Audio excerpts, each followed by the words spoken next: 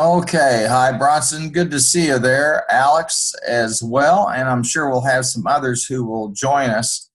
I am starting a little bit early, and I will probably run over. So, folks will need to come and go as they need. You can always go back and catch up on the video once it's posted. So there shouldn't be any issues for anybody in terms of that. But I have a little bit more material to cover today than we normally do. So I will probably run over. That's why I'm starting early. In addition, the weather over here, we have some power ups and downs. We have some power outages, and I've had the power go in out on me a couple of times. Consequently, if it does, then I'll redo this. So if something happens and it just all goes blank, the bottom line is the power went out and we're in trouble. and so there's really nothing I can do about it. It's just we've been having these troubles. This really started over here on this side of town after the high winds. Well, all that being said, I do appreciate those of you who are here are early. And if you choose to leave early, you always may do so because, as you know, you can go back and see the entire video or pick up where you felt like that you left off. I wanted to just take some time again to continue on with where we are at this point in time. And of course, we're here in module 4. I did not go through, I didn't go through a long discussion of the leisure case. I just want to open it up for a moment and talk about it. Now, I've provided you, again, several resources that are useful for you in terms of learning some about the airline industry and the unique challenge that it faces.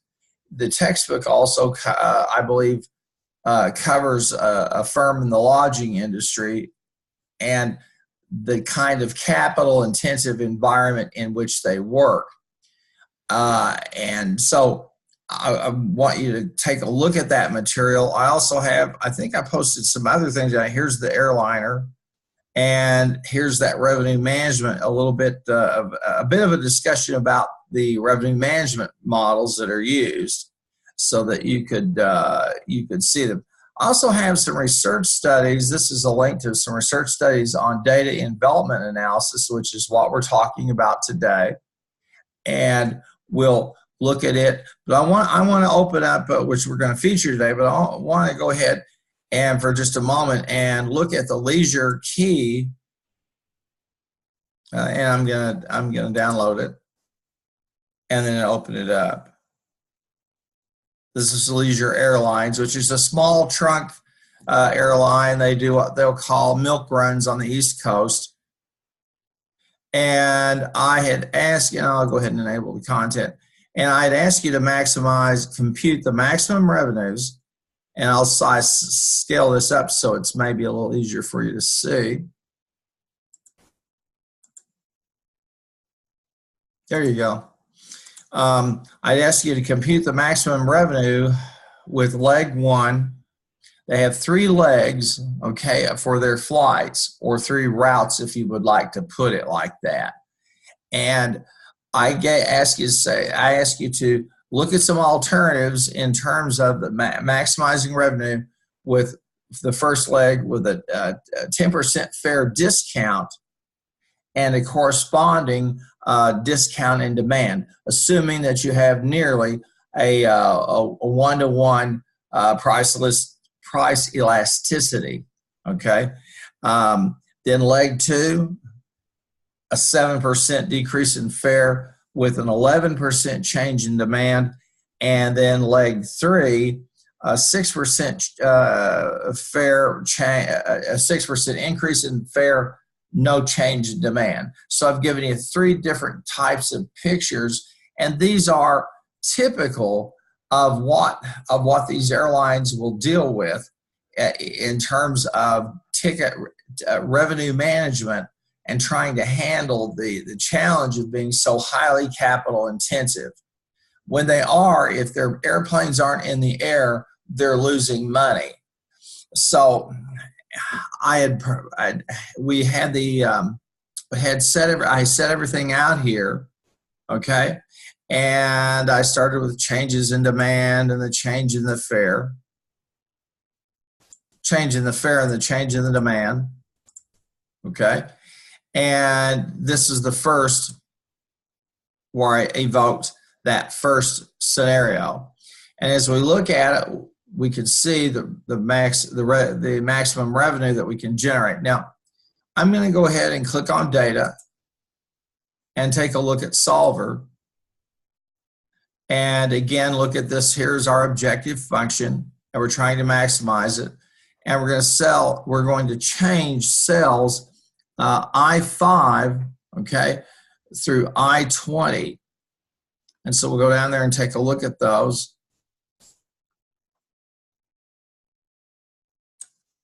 And there they are. And that's the allocations. And then we're subject to the constraints that are down here below in C and D, C and E. And notice that we have a straight pattern in terms of demands and in terms of capacity.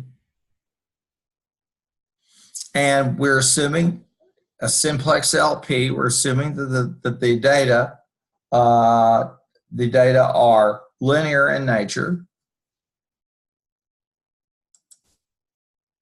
And all we would need to do to look at the different levels would be to change the fare. So in this first scenario, you can see we've got 100,000, and we could just simply change the fare here, the change fare for the leg 2, and that's going to be a 7% increase, a 7% decrease in fare. So I could just simply say, okay, I'm going to make this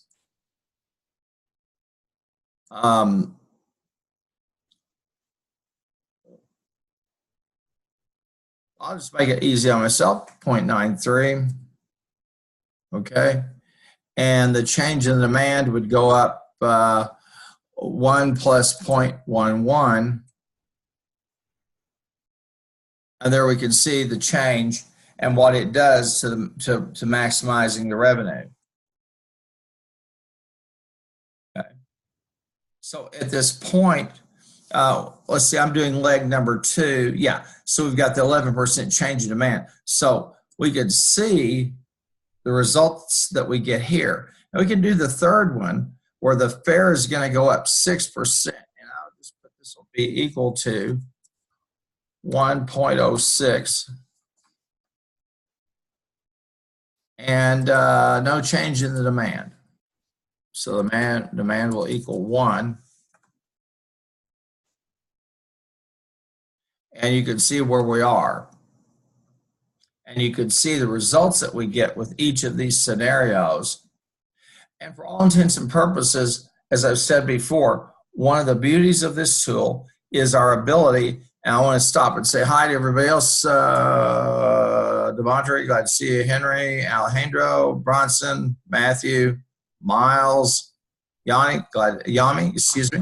Glad to have you here. And thank you for showing up on hopefully you're somewhere where it's nice and warm and not slick with ice. But you could see how we can take a look at that. And then if we care to, we could do a sensitivity analysis. And you say, well, what are you talking about? Let's walk through the scenarios again, and I'll show you what we're talking about. Here we're talking leg 1, and we'll put in the result we get from leg 1. And then the result leg, it should be leg, not lag. I'll just put up here where it's a little bit easier maybe to see. And we're going to have leg 1, right? And Now what we've done is, now I've computed these for the whole, okay, I've changed these for the entire, okay, for the entire operation. And we can also go back leg by leg and change those. All right. But before I do that, I'm going to start just with these with the macro changes. And so I'm going to put the change in fair, and I'm just going to do these overall for everybody. Okay. And so I'm going to put this in as minus 10% fair. So this would be 0.90. Pardon me. This will be 0.90.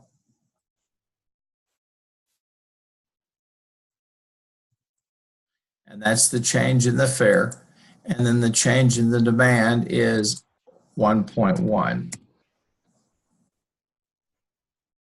Now, leg one gives us this 100,943.48. That's I would call it scenario one.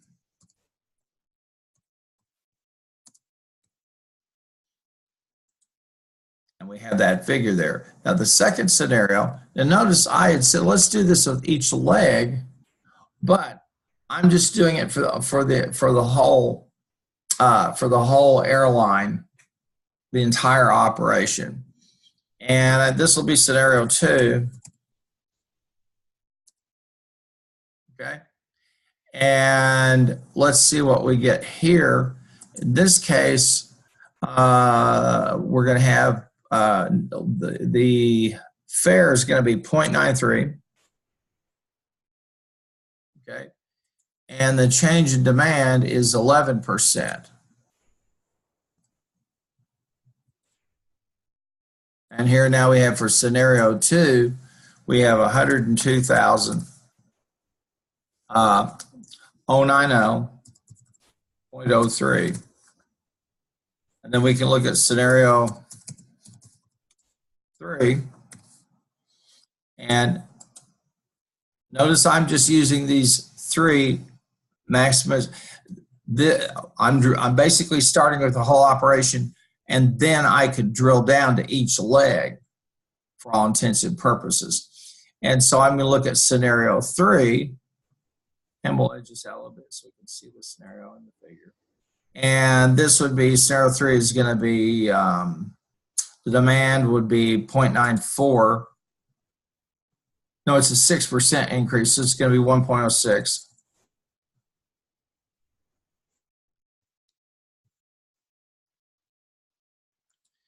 And then we're going to come back and there will be no change in demand. This also lends itself to a scenario analysis if we care to set up these different changes and to run them. And you can see on this last one, we've got this last one, the 6% in fare, no change in demand, so that's going to have to be equal 1. There we go. And then for scenario three, we've got 058.39. Now, again, we could drill down and use it just for each leg if we care to. You say, well, how would you handle that? Well, it's pretty simple. I'm going to go ahead and I'll make this fully visible. And as I've done here, okay, I can start with the model, and then I can do the leg one, the leg two, the leg three. And this is figure 5.5. This shows us that value that's out of the textbook. Okay? So no big deal there. The nice thing, what I did here was I just simply took the model, I made additional tabs and ran the data through to see what they look like. And you could see something as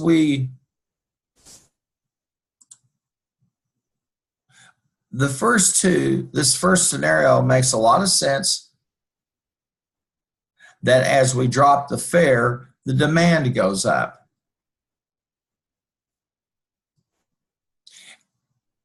On this final one, interestingly, the demand stays the same, but we raise the fare. And it gives us the highest level. It has the highest the highest maximum amount of revenue.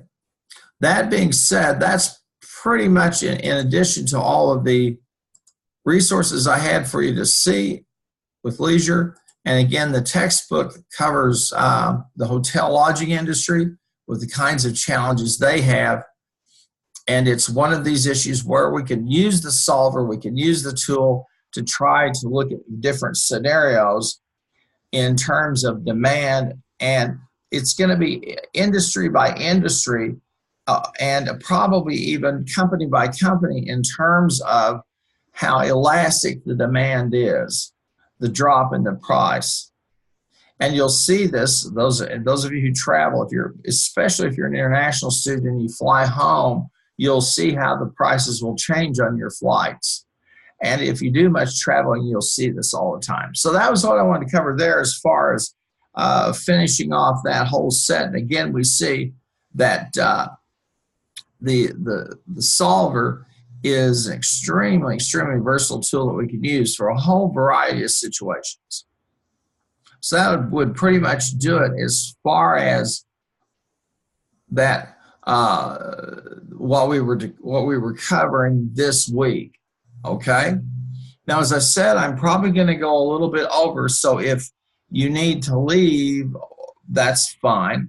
And if we have some other people who come in late, they can see the video and scroll forward and back. Also, I would warn you again, we're having some power outages over here. Most of these began to happen when we had the really high winds, and we had one about 10:30 this morning. So it's possible we may, if the screen goes blank, that's what's happened. And hopefully my recordings will be saved. Nonetheless, I want to go ahead and spend a little bit of time providing some more of the conceptual background as far as counting. And so I'm going to go back over, and this is pretty much where we stopped Monday when we were taking a look at building this composite hospital.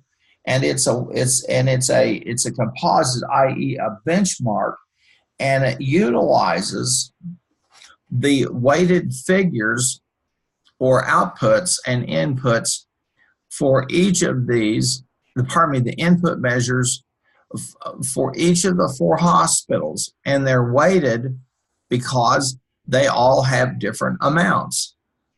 Okay? The composite the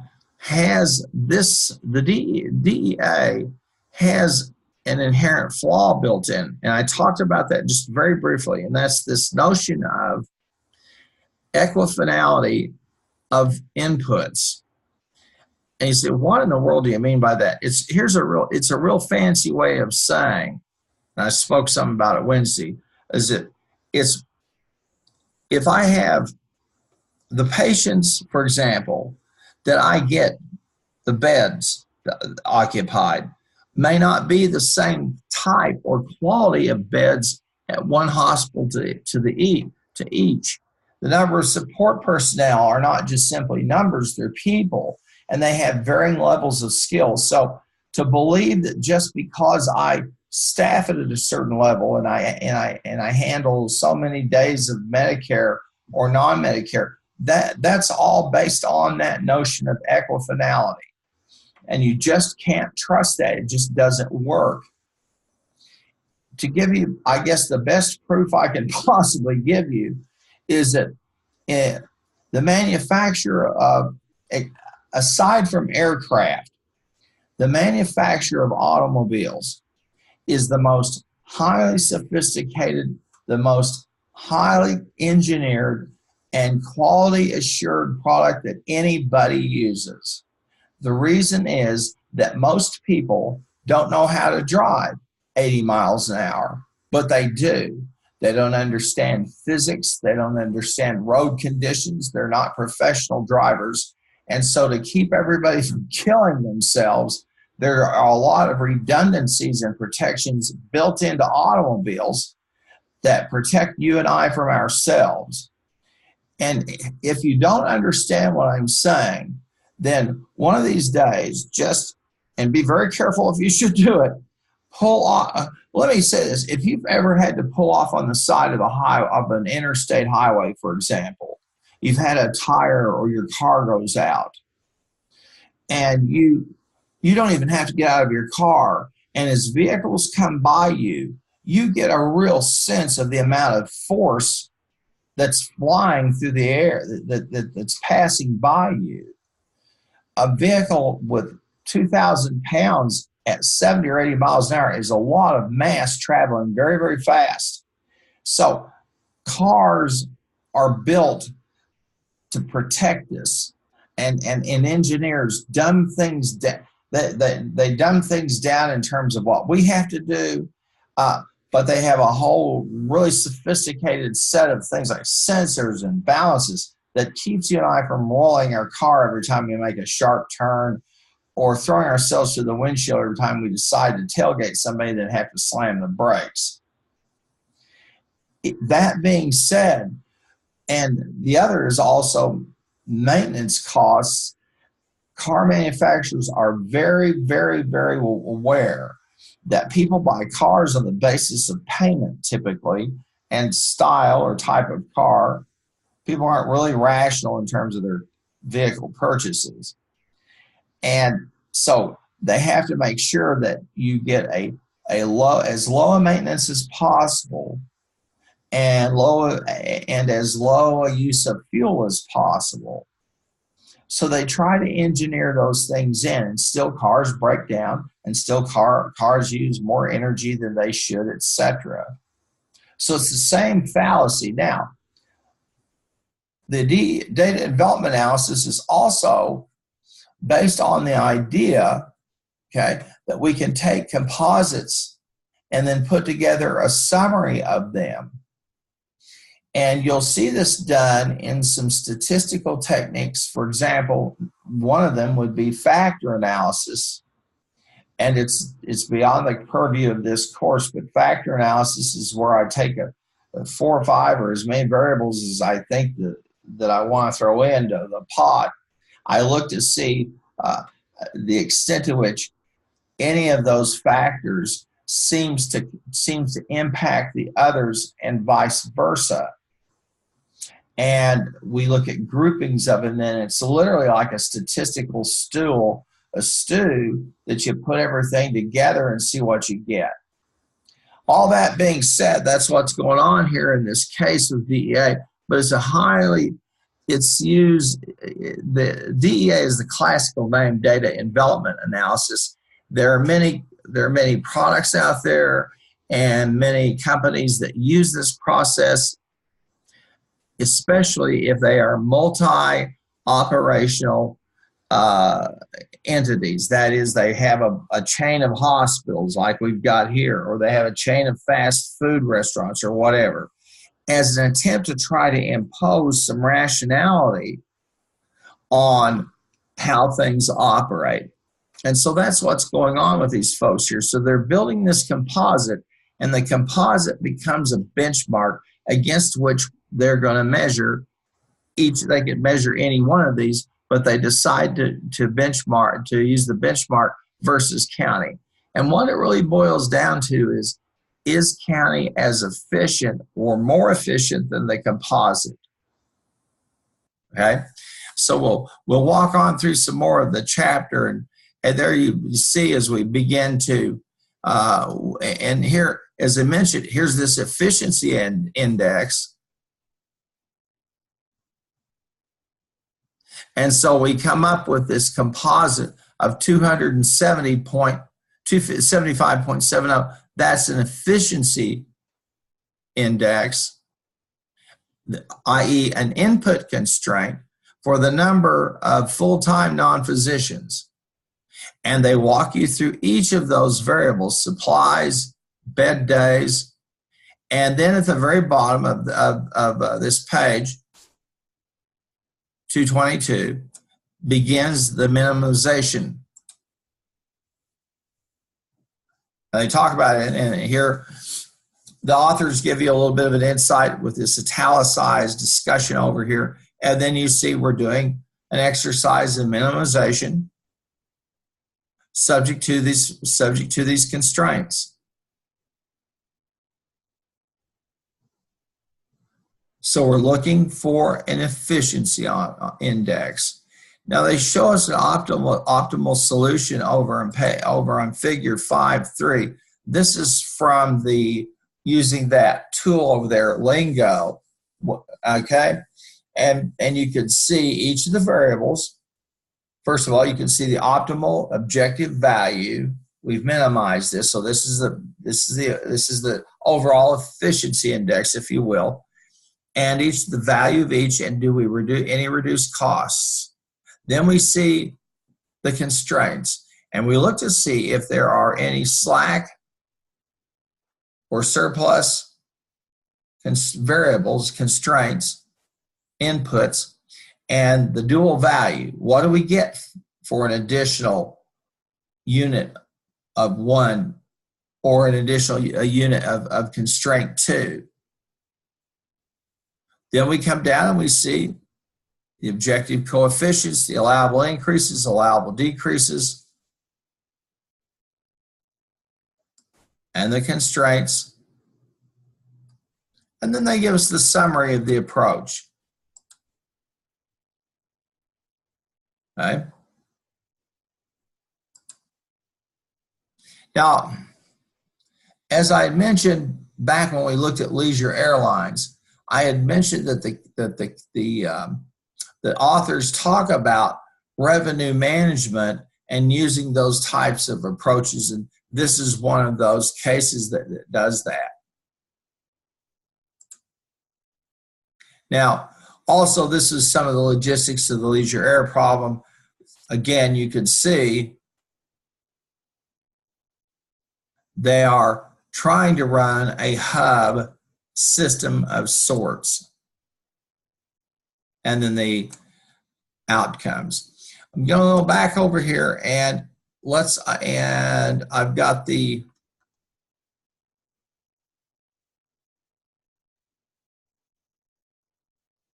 we've got the county to upload here.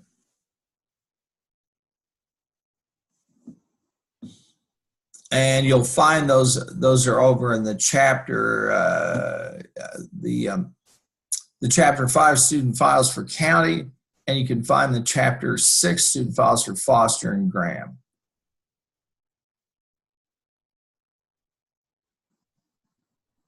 And I'll see if I gave us the county key for all intents and purposes. I don't think I did, because we're just basically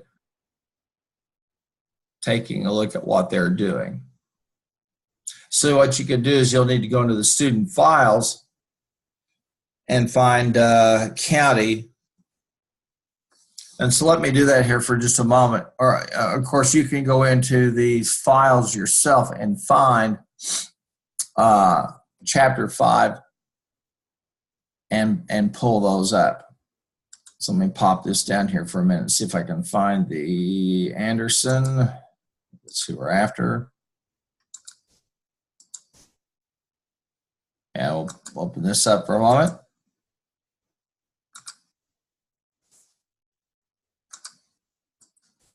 And here's county. You'll also see leisure there. So for the workshop credit for county, just go in and get the file and upload it, because I wanted us to spend some time looking at it. And as you can see here, the input measures, and then the output measures, okay? Then we come down to the model, And this is we want the minimization. We're doing a minimization. We want to get the optimal solution. And so we're going to take a look at, we would look at county, okay, versus the weighted model.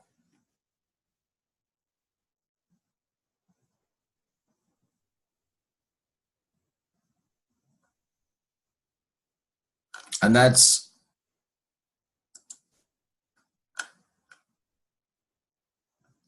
how we determine if it is more efficient.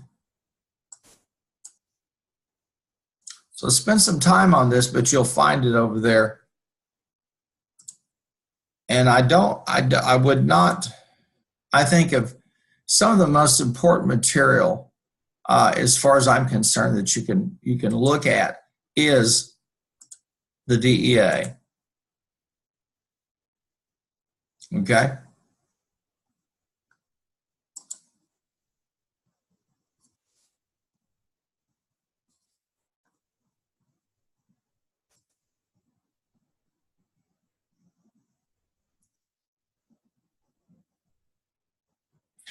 Here at the bottom of page 224,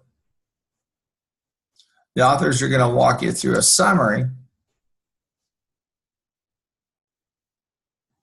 Okay.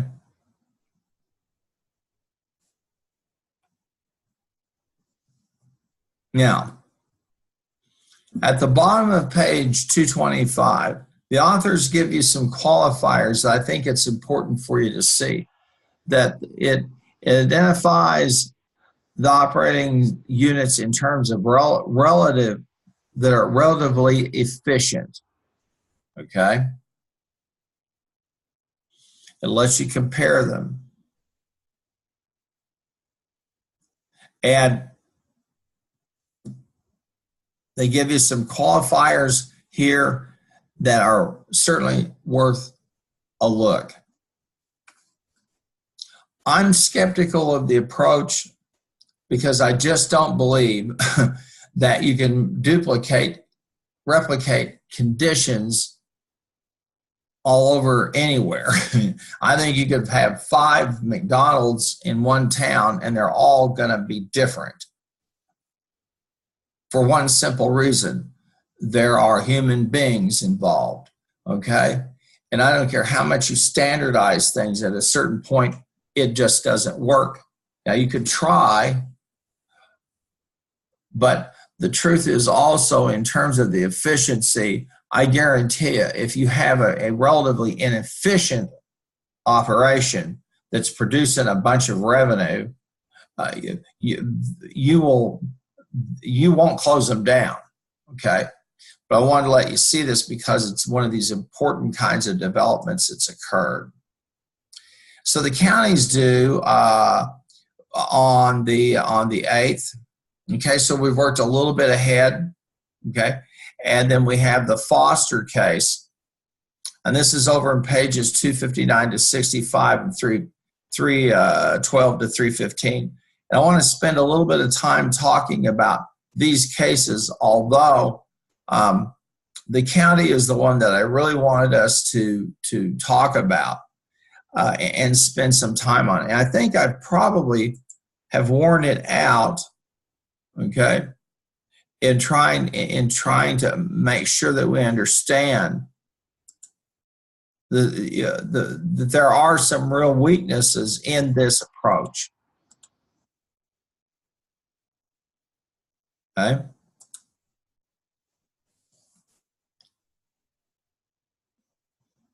Now, and notice that here you do a test of hypotheses, and this is page 223. If E equals 1, the composite hospital requires as much input as county hospital, therefore there's no evidence county hospital is inefficient. Okay? If E is less than 1, the composite hospital requires less input to obtain the output This is why I said you have to be careful about this notion of the equifinality of inputs, okay? A real simple example is this. You draft, professional sports draft athletes out of college or out of high school who they think will be good professional athletes. They'll be a great quarterback, or they'll be a great pitcher, whatever, okay? And what will they do? Well, they'll look at inputs, the person's physicality, how, if they're a pitcher, what appears to, what do they clock out at, and all of these personal metrics that they keep on these people. But it doesn't give you a sense of how they will perform. Now, one of the ways that fallacy gets proven is, let's say you take somebody who is just tearing. Let's take I'm a baseball fan, so it's professional baseball, professional football. It's okay. College football, yes, but college football doesn't have the dynamic that you have like with a professional sport. Although it's getting to that with these students being able to transfer. But you take you draft somebody, they come out and they work their way up to the big leagues. They're very good they're very good. Let's say they have a good batting average and good fielding, etc., all the metrics. And you've signed them to a contract, and then comes the point in time where you have a choice as a franchise. You either hang a franchise tag on that player and say, your franchise, we have to have you here, or you let that person go to free agency, or you try to negotiate with them.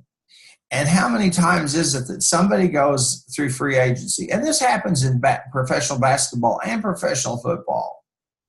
And they go to another environment, another city, or to another team, and they never perform at the level they did before.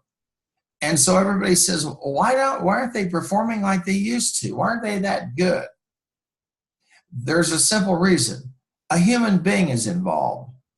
It may be that the 5 or 6 years that somebody spent at one in Kansas City is not going to translate to the same 5 or 6 years in Los Angeles, for a simple reason. 2 different leagues. The person is 5 or 6 years older. They've got some wear and tear on them now. Everybody's seen them. So you can't just believe that you'll transfer over through trade and you'll get this player who's going to perform like they did before. And you see a lot of that. And for the fans and for the player and for the general office, it's a tremendously tough situation. But let's take hitters, for example, okay? Stadium configuration has a lot to do with it. Their bat speed has a lot to do with it. The conditions under which they play has a lot to do with it. If you play a lot on the West Coast and you play at night, you have the West Coast effect, and that is the ball doesn't carry as far because of the ocean air. If you play out in the Midwest, you deal with high humidity situations, and that's a whole different kind of kettle of fish. Same thing with conditions in the Northeast. Stadium configurations, you're dealing with a human being. They may also go into a lineup where they're supposed to save the franchise, but they've got they have weak hitters behind in front of them. So they're not going to hit for average like they did, or have the kind of hitting, because they can be pitched around. So again, this data development analysis, I know I'm spending a lot of time on it, but it is one of these things that, unfortunately, for industry, particularly where you have people who franchise or multiple operating units, they have been beguiled by the notion that I can have this composite and I can really compare. different operations. So that's pretty much it. Essentially, is that test of E. Okay, and if you're one, you know, the county hospitals there's no evidence it's inefficient. Now, if you're in a for-profit sector, most people would do a DEA or some semblance of it. They might not even call it that, but then they'll take a look at profit and loss. As I said earlier, if you're churning out a lot of net revenue, they may not care how inefficient you are. They may just say keep producing. So I really wanted to emphasize this because I think of all of the techniques that has some potential for good, it's also has just as much potential for bad or for making stupid decisions. The reason I like the DEA is it forces us to come down to say, what are my key inputs and what are my key outputs?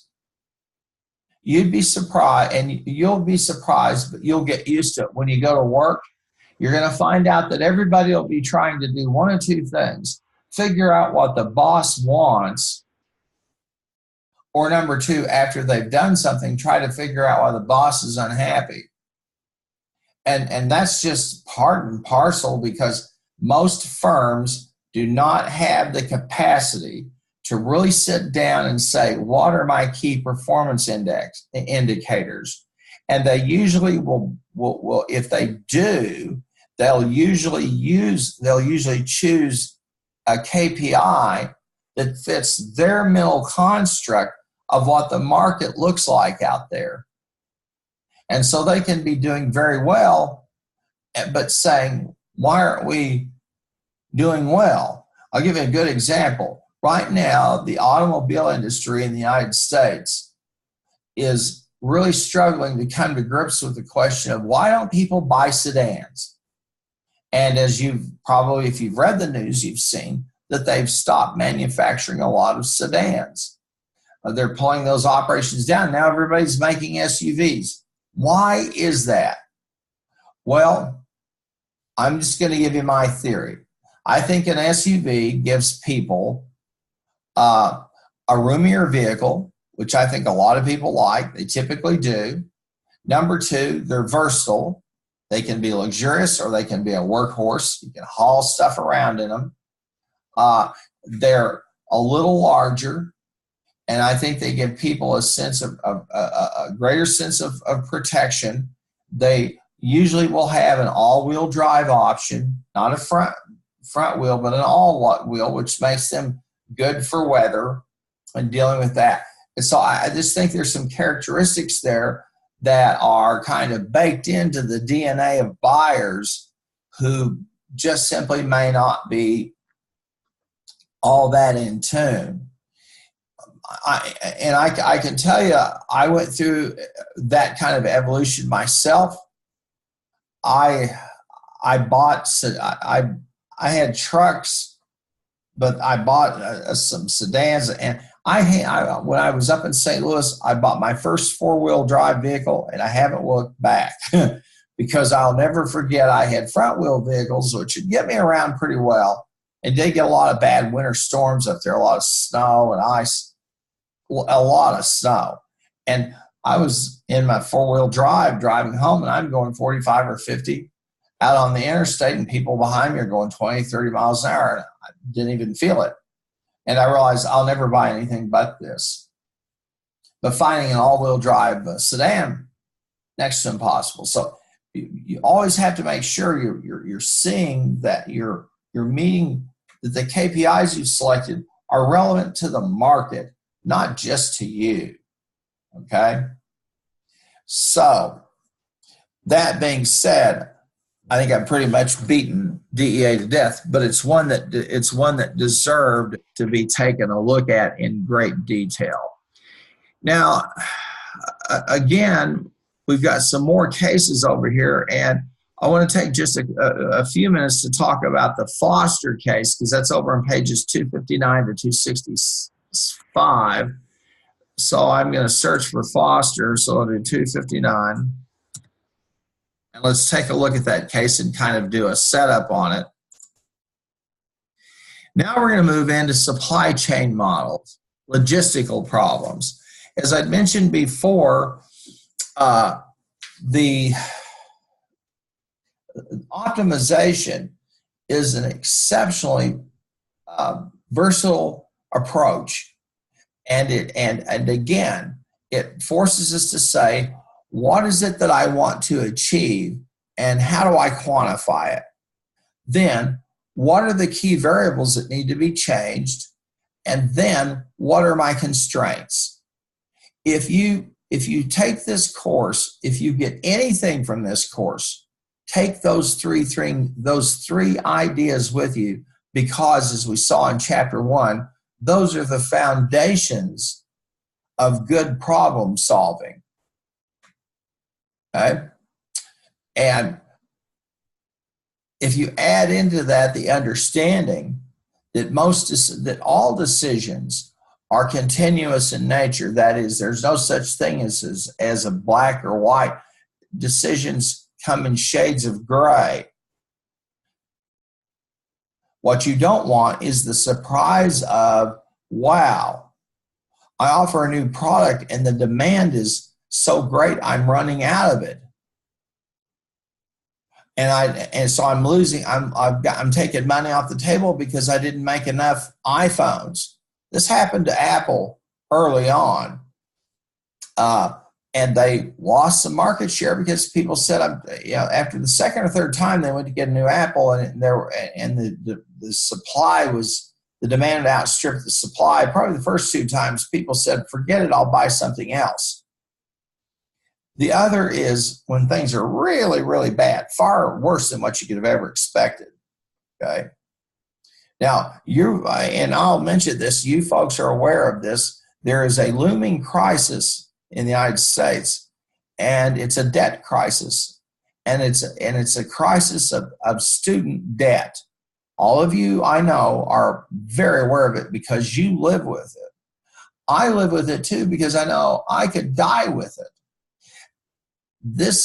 As the amount of student debt climbs and climbs, and the amount each student owes, when you walk out of college, if you owe the equivalent of a car, it really can, unless you walk into a really good job and you're very frugal, it can destroy your disposable income. And when you massacre disposable income, you've set the course for some real problems. And that issue is one that's going to really have to be addressed. And you see some of these proposals now, free college education, those types of things. What good or help they will do, I'm not sure.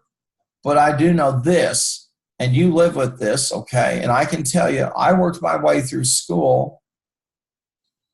I had 2 years, and then when the party was over, according to my parents, it was time for me to get a job. And if I wanted to finish school, I had to work and take a class at a time, which is what I did. So I was fortunate in that I didn't leave with much debt, if any at all. Now, not all students can say that, but I can tell you I'm very conscious of that issue. Okay, and it's a tough one, and so it's one of these unintended consequences where we've said we've got to have a highly educated workforce to go out and for you to be able to compete against your peers from around the world, but it costs money. So again, we see unintended consequences. So you'll hear me talk a lot about the nature of decision making as much as I do this model, because it's one thing to solve a problem. It's another thing to engage in good decision making. Okay.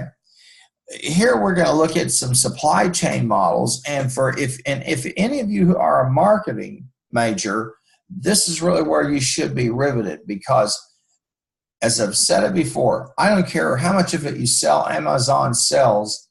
If they can't get it delivered to you, Amazon hasn't made a sale. It's the same story with Walmart.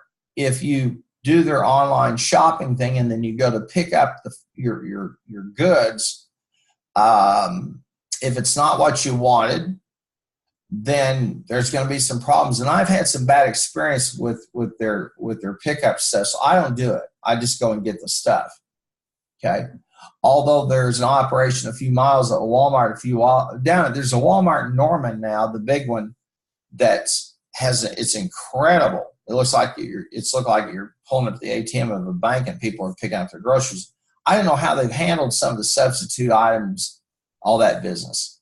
Well, supply chain models are near and dear to my heart, and they should be to yours for a very simple reason. If you really want to see an opportunity, logistics and supply chain, that's out there for you. And so if you're a management major or a marketing major, especially a marketing major, and you don't have a job lined up, go out and look at that industry, look at some of the firms in the industry, and understand that they are an essential part of this whole global economy. All right?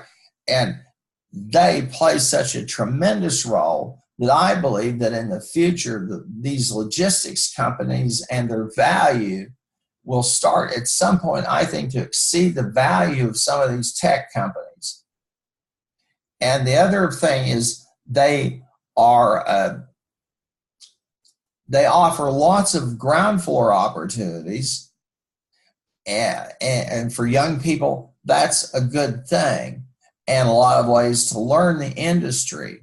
They're one of those few industries left where you can go into the college degree, and you really do have to. You could even have a concentration in management science, and you're still going to have a lot of learning to do.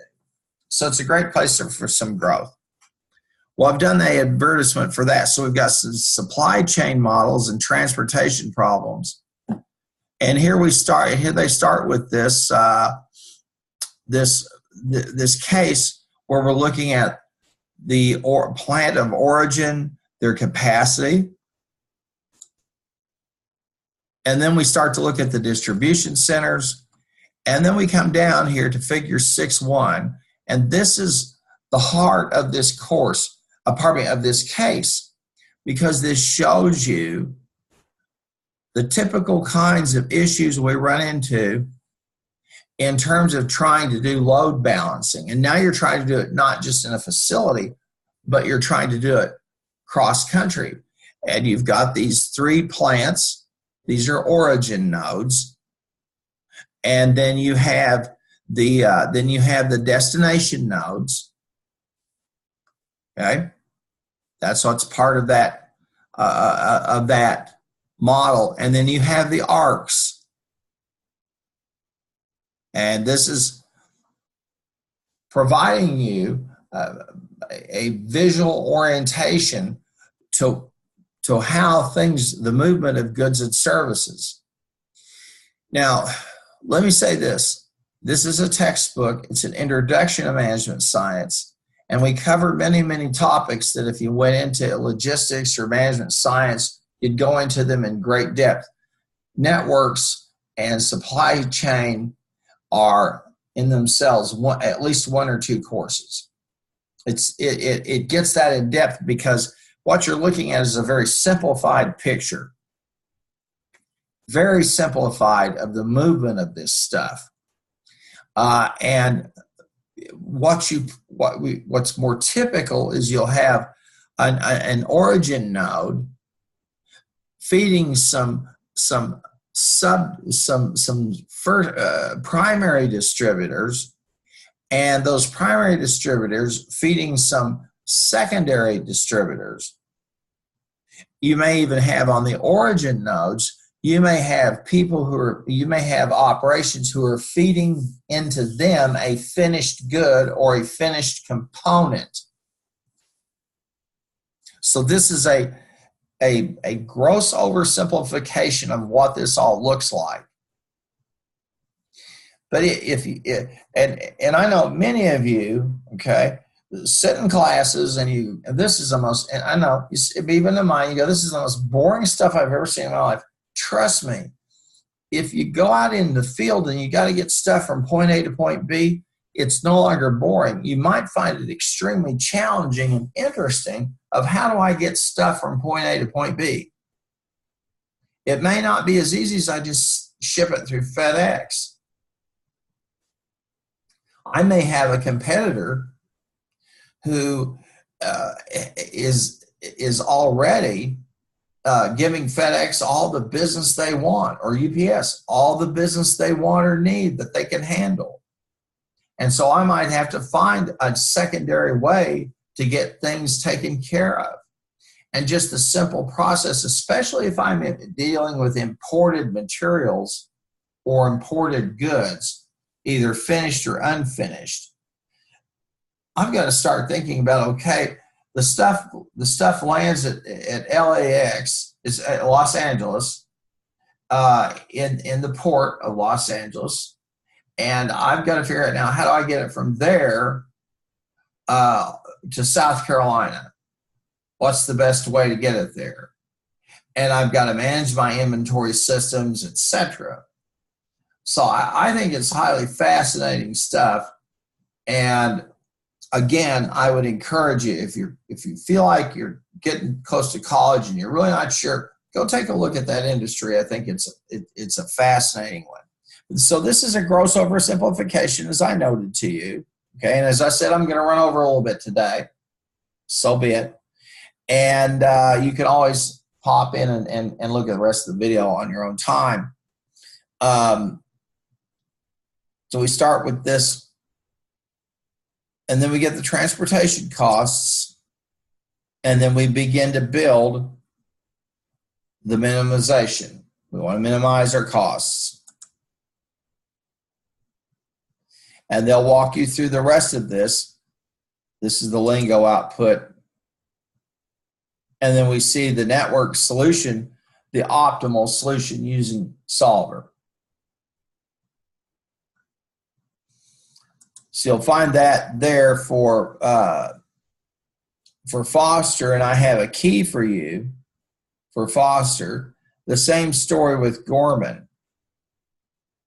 And I want you to take a look at those. Those are due the 8th, so you have some time. And we have a little time next week to talk about them. Okay, so I started about 5 or 6 minutes early. I've gone over about a minute. I figured I would run close to an hour, maybe a little bit over, but I think we're at a good stopping place so that when we come back, we can look some more at Foster and the transportation problems and focus in on those. Okay, thank you very much. Appreciate those of you who were here and came into the live stream. And I will see all of you next week.